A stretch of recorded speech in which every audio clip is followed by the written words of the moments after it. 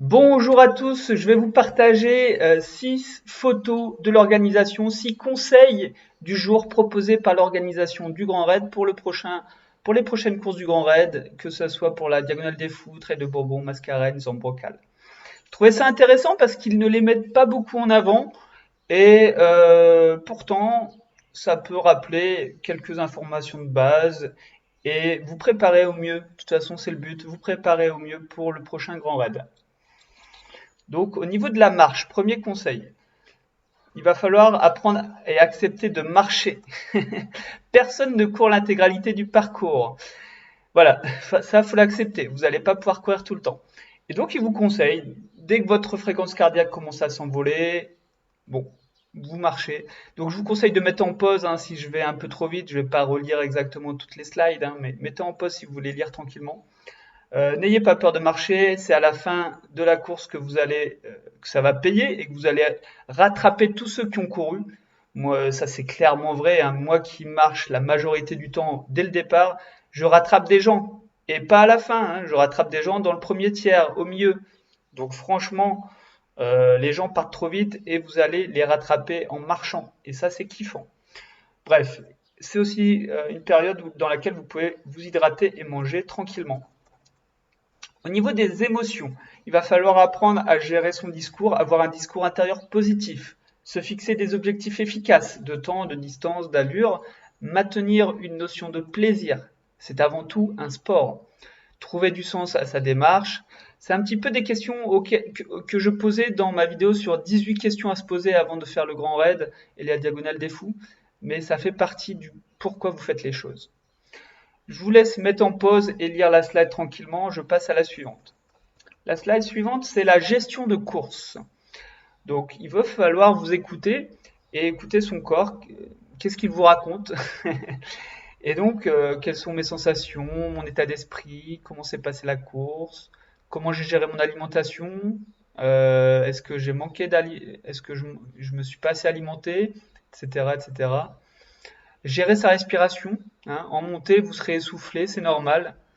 Euh, mais c'est le moment aussi de bien boire et bien manger. En descente, vous pouvez, donc il conseille de vous relâcher et d'y aller tranquillou. Voilà. Quatrième slide sont les pieds.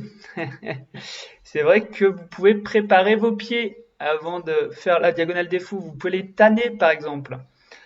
Euh, et après, il faut aussi voir les chaussures que vous allez mettre. Donc, bon, l'accroche, la protection, protéger vos pieds, comment vous allez faire, la stabilité. Est-ce que je prends une paire de chaussettes en plus?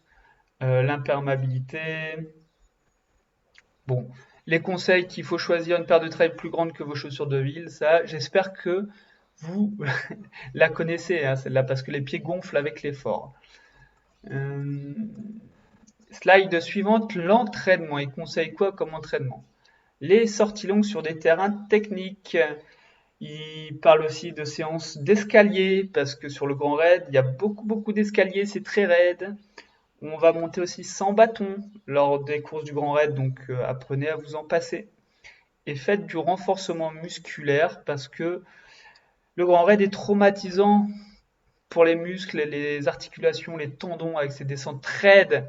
Et donc, muscler les jambes, ça va vous permettre d'encaisser mieux les chocs, tout simplement. Et dernier conseil de l'organisation du Grand Raid au niveau santé, ben, il faut se reposer le plus possible, bien dormir chaque nuit à partir de J-10. J-10, donc on y est là, à l'heure où je tourne cette vidéo. Il faut faire un stock de glucides, hein, les 48 heures avant la course, emmagasiner de l'énergie.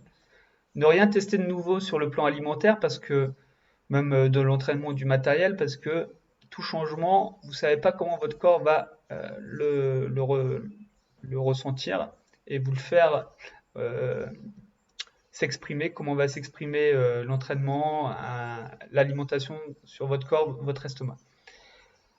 Ne pas surcharger sa dose d'entraînement. Hein, ça c'est important, les 2 semaines avant, on ne surcharge pas l'entraînement. et il parle de faire des contrôles médicaux réguliers. Voilà, je vous laisse mettre en pause si vous voulez lire un petit peu plus ou revenir en arrière. Moi, je vous souhaite une bonne course et je vous dis à la redoute. Allez!